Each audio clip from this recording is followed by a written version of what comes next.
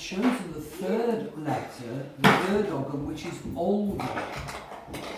And for them, well, see, everything about the Irish is complicated, and they always have very different qualities associated with letters. You know, it's not logical, it's not straight, it's not organised like probably the Roman Empire would have done. And Alder is two things for the letter, the Ogham letter. The first is that they saw alder groves as very mystical, intuitive places because alder always grows in swampy areas and it's quite misty. And so, you know, you definitely can sort of trance a bit. You know, there was where we used to live in England, there was a lovely alder place by a river. And, you know, it is another world. So it's about intuition is Alder, but there's a funny twist to the tale. It was used to make shields. And so they used, you know, at the same time as they had these swords, Bronze Age warriors, they had very often shields made of alder. And they often put leather hide over it because it's very flexible and light and strong. And so what's the message? What would join like a misty intuitive grove and a shield? And the answer is? Well, the answer is our intuition is actually a shield. You know, we mustn't ignore our intuitions. I mean, I had a couple of intuitions yesterday, not about what's here, and I sort of ignored them, and I was wrong to do so because they came right this morning. So, and I do tarot readings with astrology sort of all over the world. And, you know, I feel you can get such useful advice from intuition. You see, we know things, but we don't sort of allow ourselves to admit we know them. And I think in more simple societies, they were very much connected to their intuition. They had more time. And of course, you didn't have the television going and all the public transport and canned music and fast food and everything. So there was time for your intuition.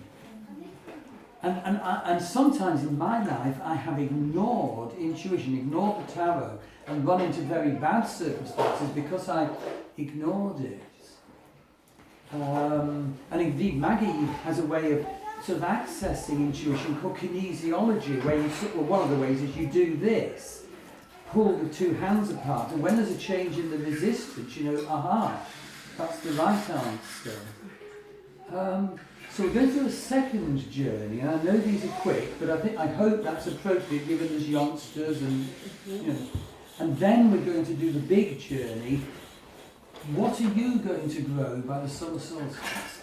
But first of all, really sort of now let your mind go blank. You've thought about value issues, you've been shown some magical weapons. See if you can get any intuitive guidance, any idea or picture about what lies ahead between now and June the 21st.